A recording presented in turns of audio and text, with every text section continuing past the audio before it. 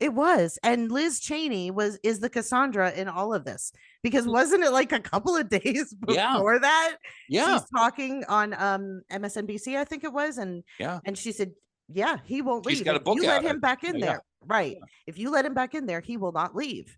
yeah. And sure enough, he goes and sits down with Hannity and says it. And it was such a softball thing. And look at where we are.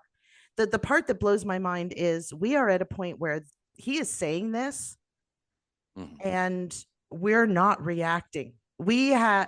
We are so desensitized. Yeah, we exactly. We're too used to it. We're too conditioned because because it's been said again and again, and now we've just kind of put that to the side. And now he's actually saying it.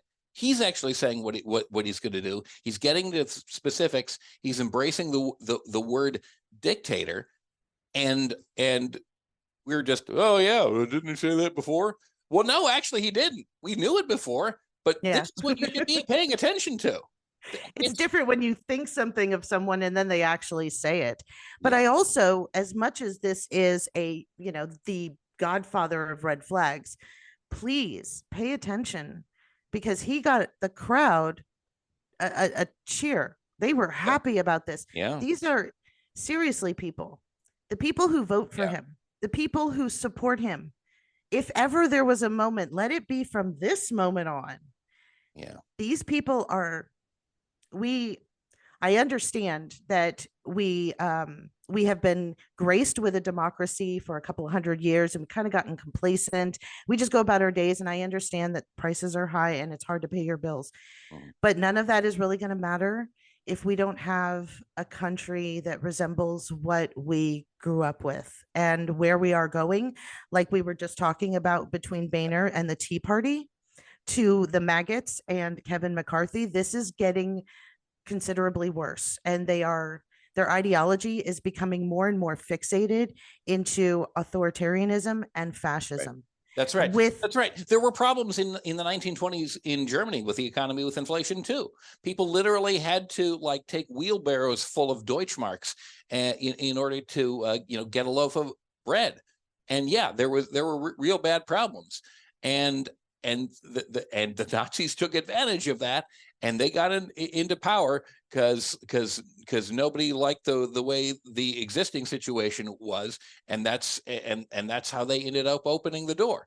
So I mean, we've got to be aware of what potentially could happen. yes, because don't forget, around a little bit later, a couple of years later, in Madison Square Garden, Yeah, it was here. uh, here we held a Nazi rally in Mm-hmm. support of Hitler in That's right. Madison Square Garden. So That's right. please, people, please, this is not some far off thing. This is even, and I'm not being hyperbolic, and I sound very scared because I am, Mm-hmm. because within my lifetime, I've seen the things that my mother got as a woman, the rights and privileges that she was now being given, taken away slowly, that I can't offer that to my daughters. And what are my grandchildren going to have? And seriously, Yeah. seriously, people, we need to, in 2024, it's not about who you like, it's about who's qualified for the job. Yeah. And it's not about what you personally want to live your life about, because that's your personal choice. Yeah. It's what's good for the country. It's what's good for all of us, and protecting the freedoms for you to choose to do what you want personally is protecting other people's rights as well. So when you help someone else, you're helping yourself, if that's all that's going to motivate you. It But comes down. please, It comes down to a matter of, do you want to see thousands, perhaps more people be imprisoned and killed in this country? Ultimately, if Trump and the maggots take over, that is what is going to happen. People are going to be imprisoned. People are going to die, and their wrath and their vengeance and their willingness to marginalize people and to remove them not only from political power but from society, and ultimately from their freedom, and ultimately from their lives. Those steps can be seen very easily because they are not into reality. They are into a bizarre freakish world of their own, and they will go down that road. Believe you me, it doesn't. Yes. You don't have to be wearing a swastika, although some of them do wear a swastika. You don't have to dress in Hugo Boss out uniforms. You don't have to have jack boots. You can have cowboy boots, and that'll work just as well. This is what it looks like in America. This is those red hats. And the khakis and the polo shirt. Exactly. Those are the uniforms. That's how it looks in America. Don't get this movie idea that it can look like nothing except the way it looked in Germany in the 1930s. This is what fascism looks like in America, and this is deadly serious. And yeah, I know there are a lot of problems with Joe Biden, and I talk about the problems with Joe Biden, but we cannot allow a fascist, someone who is embracing the term dictator and who has thousands and millions of rabid followers who embrace that as well and cheer for it when he says it, to get anywhere close to power in this country. It cannot happen again, or we are going down a road which we might never come back from.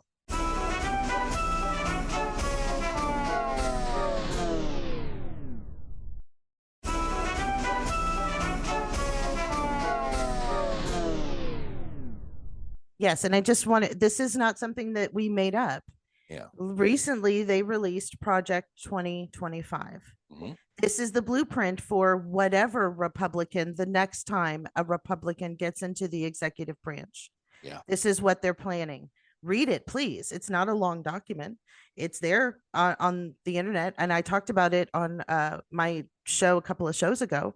That is exactly what they want. They want an ethno state with a Christian nationalist ideology, laws based on biblical principles, Christian biblical principles, and mixed in with authoritarianism and fascism.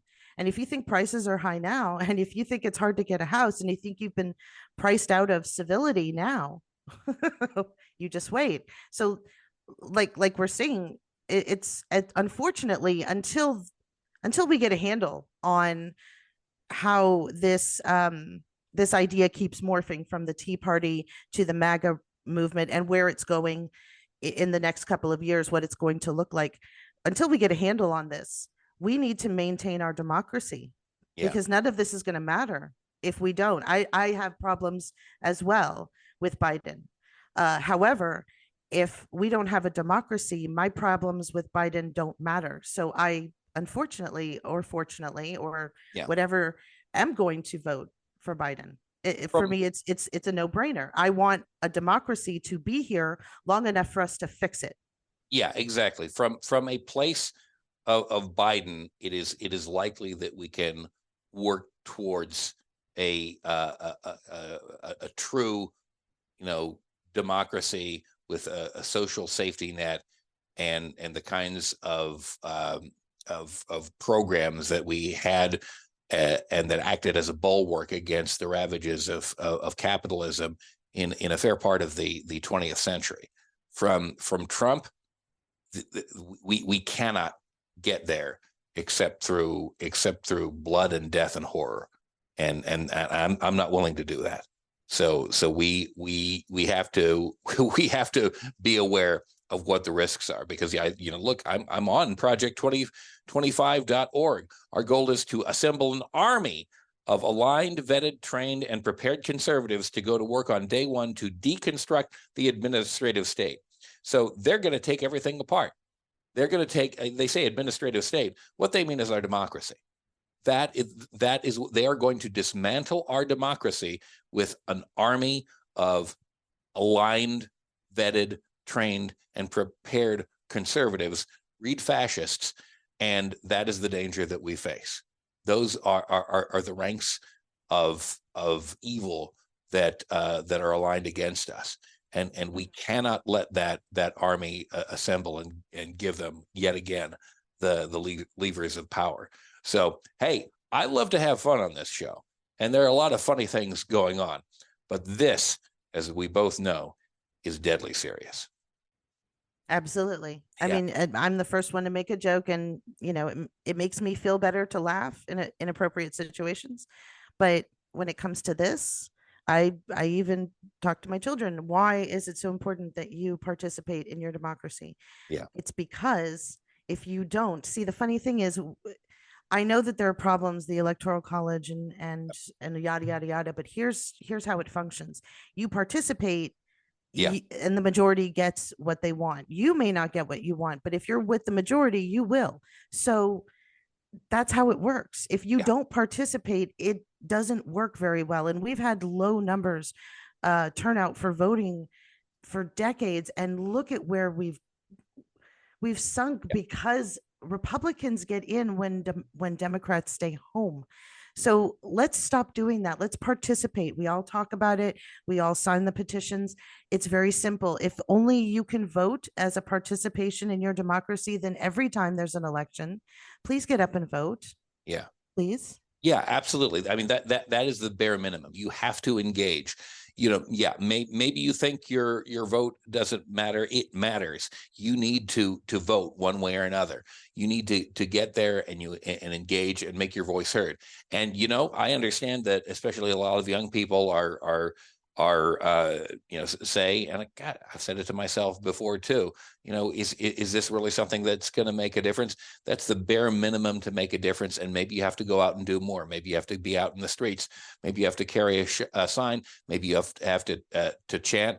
Maybe we're eventually going to have to chain ourselves to things in order to get our point across. But voting, engaging is the absolute mandatory bare minimum thing that you must do. And sure, we're probably going to have to do a lot more than that.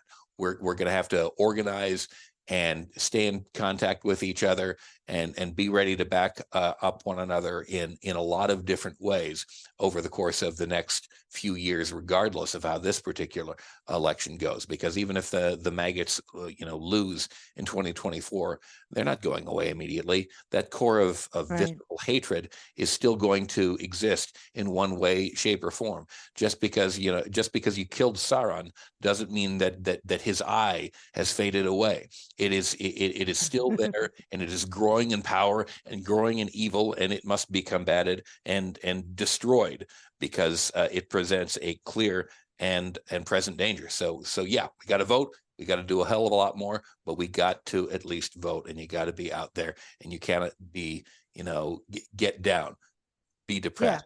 Be the There is hope. candidate you There wish are to vote for. Exactly. And there are more of us than there are of them. And even some of them don't know what we're doing, don't know what they're doing, don't understand the horrors that they're inflicting.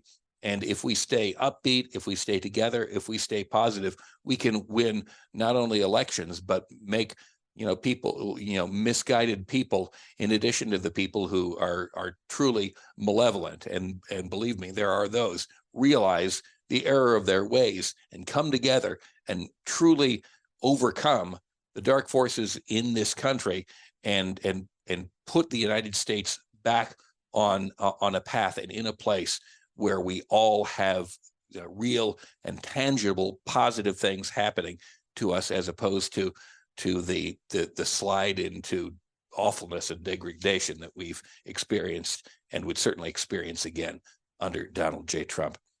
Susanne, thank you. Thank you so much. I know we started out on a light note and then oh my God, there is so much going on and we have to address it. But thank you for being with me along that path, at the peaks, in the valleys, and together we shall figure out a way to get through it all. And I want to say again that Susanne is the host of This Week. Again, please check that out on all platforms that you can listen to. I know it's on Spotify. I know it's on iHeart. I know it's on Apple Podcasts.